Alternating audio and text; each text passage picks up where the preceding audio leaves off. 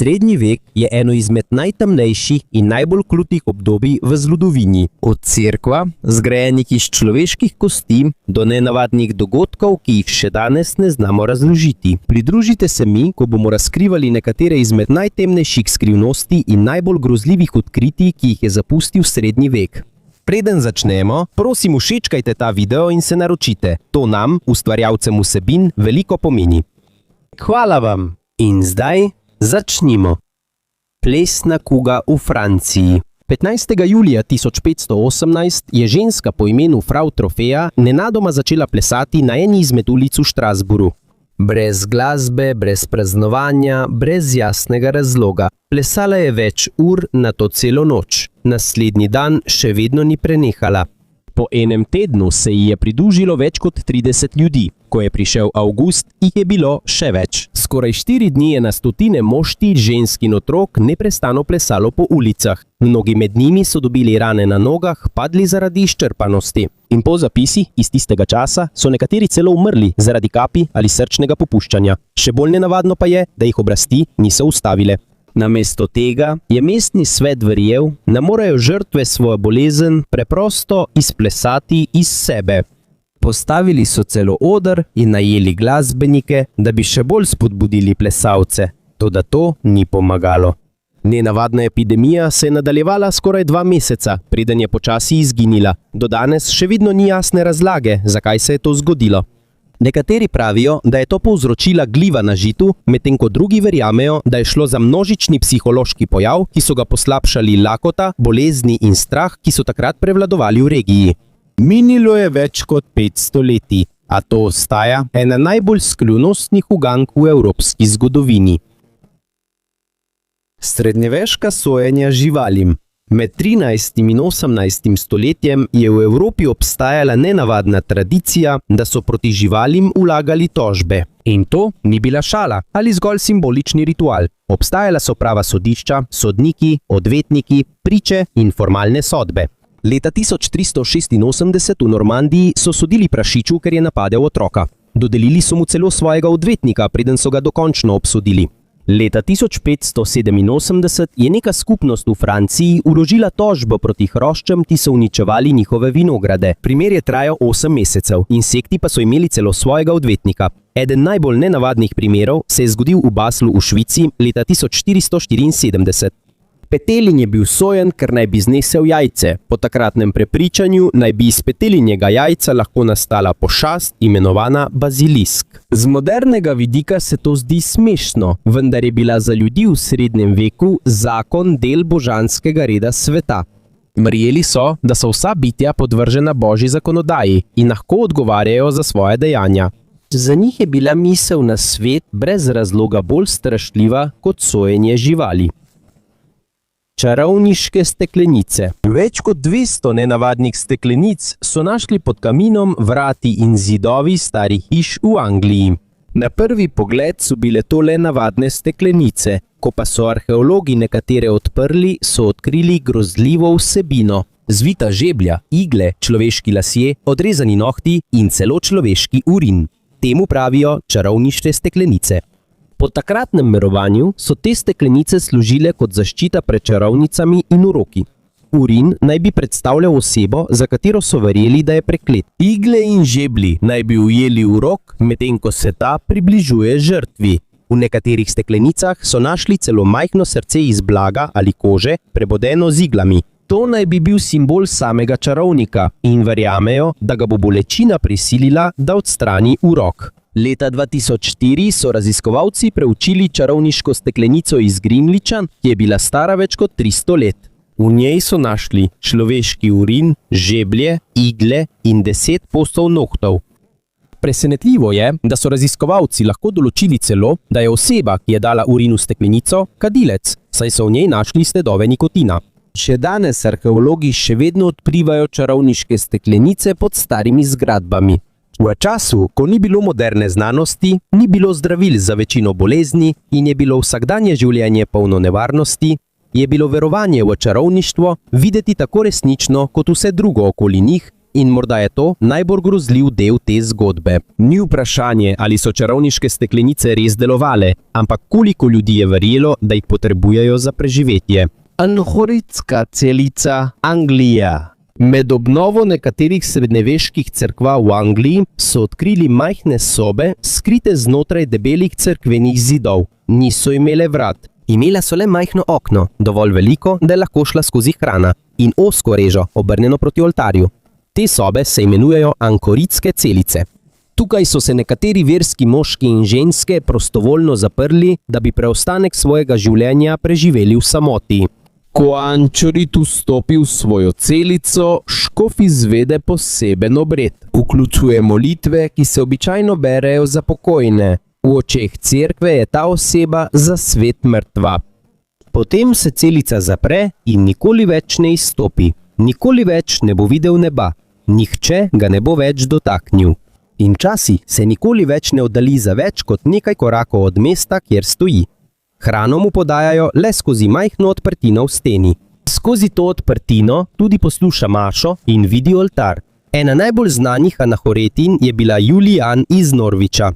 Več kot 20 let je ostala v svoji majhni sobi, medtem ko je pisala knjigo Razodetja Božje ljubezni, eno najstarejših knjig v angleščini, ki jo je napisala ženska. Ko so sodobni prenovitelji odprli nekatere celice, so še vedno našli sledi ljudi, ki so tam nekoč živeli.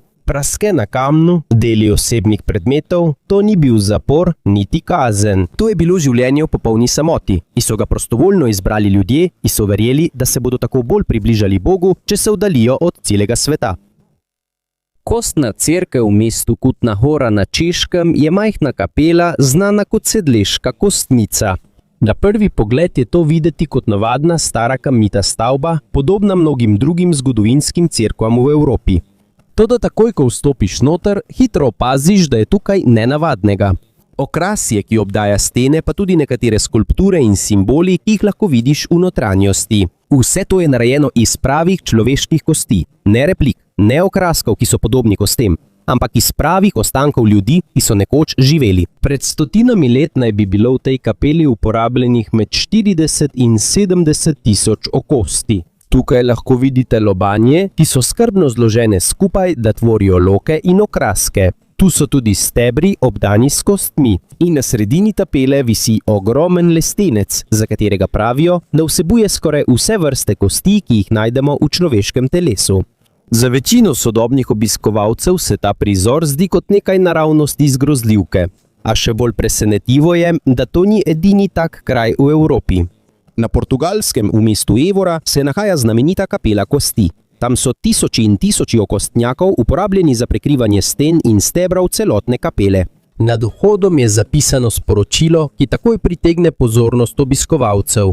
Mi, kosti, ki smo tukaj, čakamo tudi na vas. Preprost stavek, a vendar je to tudi močan opomnik, da nihče ne more ubežati smrti. Tako pa se je pravzaprav začela ta nenavadna tradicija. V srednjem veku je prebivalstvo v številnih mestih in krajih po Evropi hitro naraščalo. Hkrati se je povečalo tudi število pokopov na cerkvenih pokopališčih. Nato so prišle epidemije, lakote in kuge, kot je bila črna smrt, ki je vzela milijone življenj. Kmalu so bila številna pokopališča polna. Ljudje so morali narediti prostor za nove pokope. Zaradi tega so stare posmrtne ostanke izkopali, očistili in jih prenesli v kostnice ali shrambe za kosti. Vendar pa teh kosti na nekaterih krajih niso le shranili. Namesto tega so jih spremenili v del same cerkve.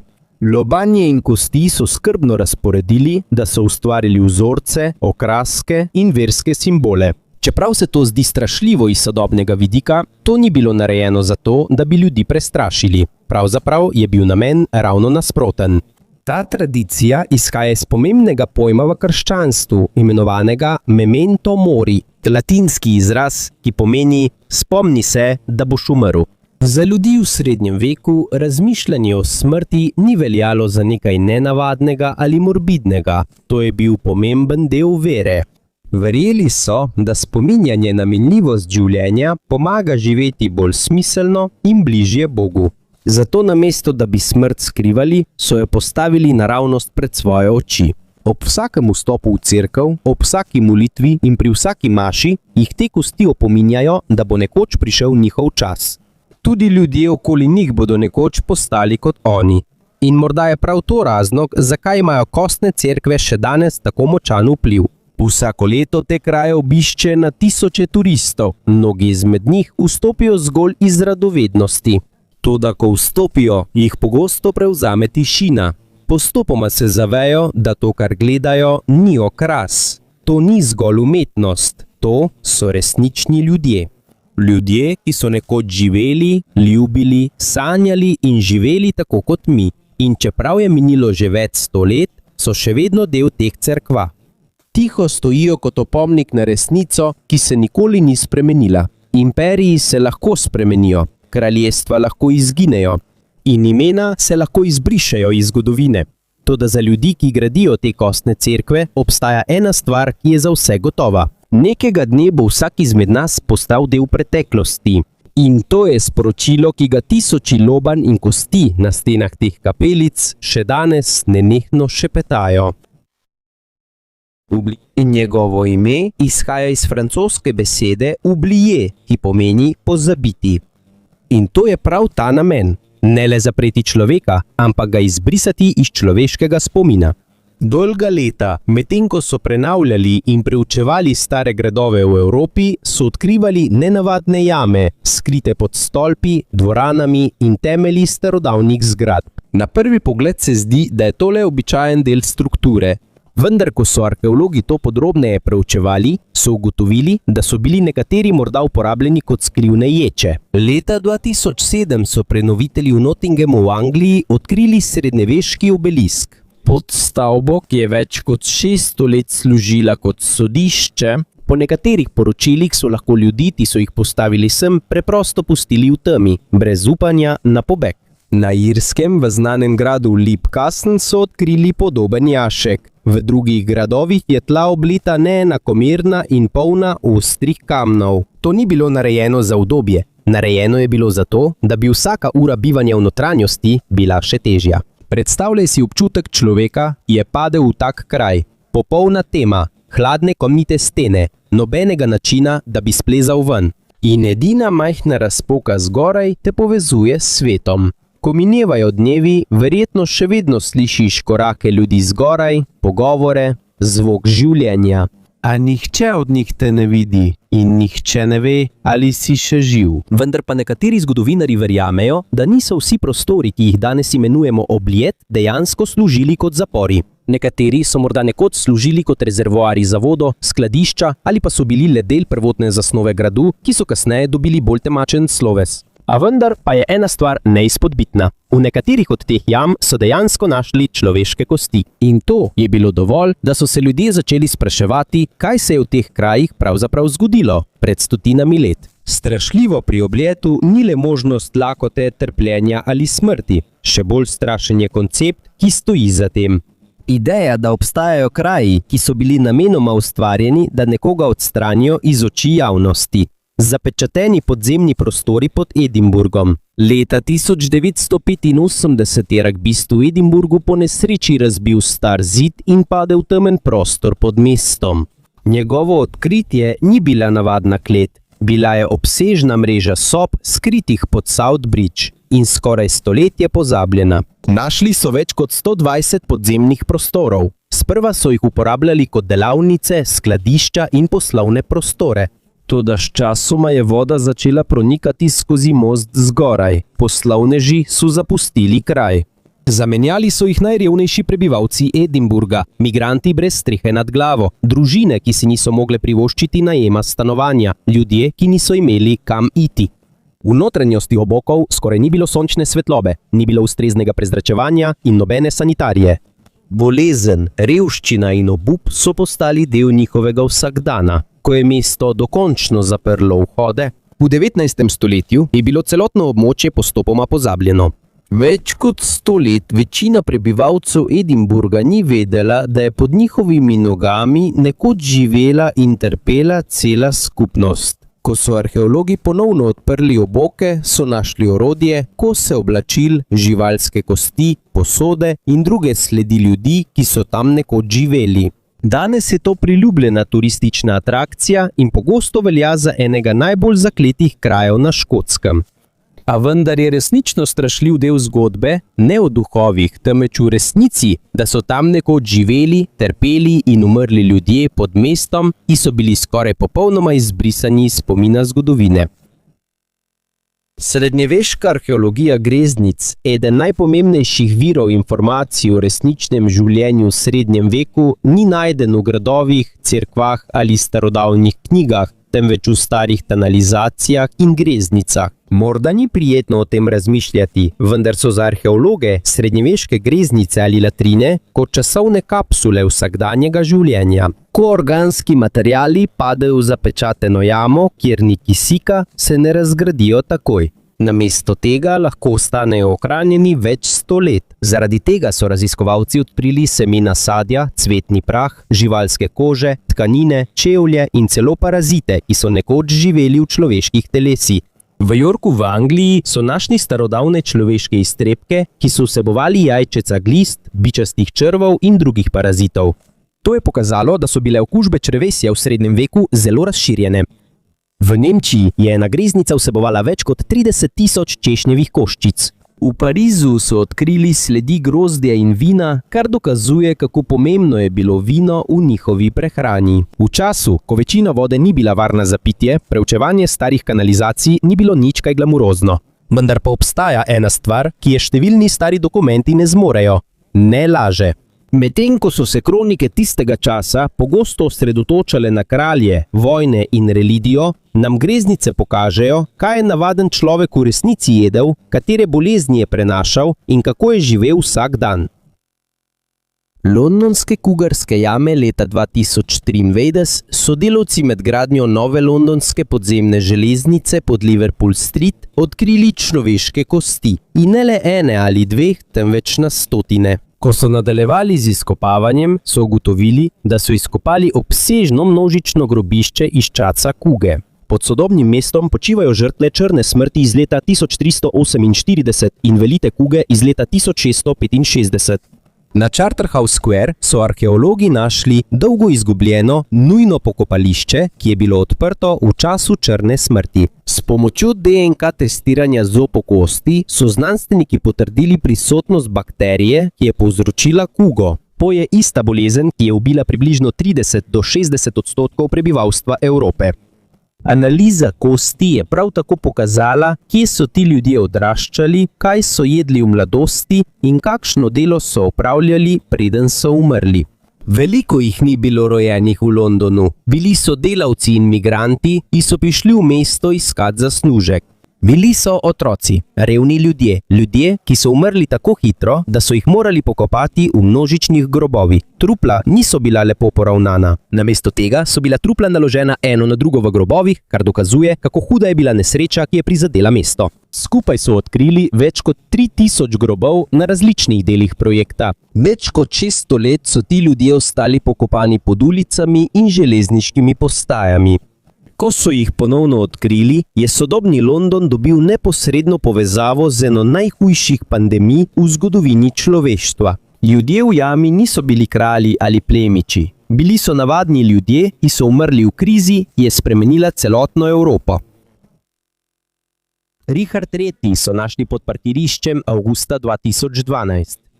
Arheologi v Leicesterju so začeli izkopavati na preprostem parkirišču. Niso iskali zaklada, niso iskali niti starodavnega templja. Iskali so grob kralja, ki je bil izgubljen več kot 500 let. Richard III, zadnji kralj Anglije, ki je umrl neposredno na bojišču. Ubik je bil ubiti pri Bosworthu leta 1485 v spopadu, ki je končal vojne rož in omogočil vzpon dinastije Tudor. Po njegovi smrti so ga pokopali v samostanu v Leicesterju. Ko je bil samostan nekaj desetletij kasneje porušen, se je lokacija njegovega groba popolnoma izgubila. 527 let nihče ni vedel, kje je bil pokopan. Po prvem dnevu izkopavanj na parkirišču so arheologi našli okostje. Telo je ležalo v plitvem in ozkem grobu. Njegova hrbtenica je imela jasno izraženo skoliozo, stanje, ki ustreza zgodovinskim opisom Richarda III. Na lobandži je bilo tudi veliko ran, ki so jih povzročila orožja, uporabljena v srednjeveškem vojskovanju. Toda najpomembnejši dokaz je prišel iz DNK. Znanstveniki so genetski material iz okostja primerjali z DNK živečega potomca brata Richarda III. Ujemanje je bilo potrjeno. Po temeljiti preiskavi je bilo uradno potrjeno, da okostje pripada Richardu III. To je eno najbolj osupljivih odkritij v sodobni arheologiji. Več stoletij je podobo Richarda III. Oblikovala propaganda in različne zgodbe. Še posebej Shakespeareva igra, ki da je prikazala kot človeka z deformirano telesno zgradbo. Vendar je znanost pokazala, da je bilo veliko delov te zgodbe pretiranih ali pa sploh niso resnični. Še bolj osupljiva podrobnost je, da je bilo parkirno mesto, kjer so ga našli, označeno s črko R. To ni bilo postavljeno za kralja. Naključje je bilo, da je to pomenilo rezervirano. Več desetletij je na tisoče ljudi parkiralo svoje avtomobile nad pogrešanim kraljem Anglije, ne da bi to vedeli. Leta 2015 so Richarda III. Ponovno pokopali v katedrali v Leicesterju. Slovesnosti se je udeležilo veliko ljudi. Po več kot 500 letih izgube so končno ponovno našli kralja, ki ga je zgodovina nekoč pozabila. In tako se je končala ena največjih arheoloških skrivnosti sodobnega časa. In tukaj se konča naše potovanje skozi nekatere najbolj pretresljive najdbe iz obdobja srednjega veka. Ko so jih odprli, so nam dali izjemno priložnost, da ponovno slišimo glasove ljudi, ki so že dolgo izgubljeni v zgodovini.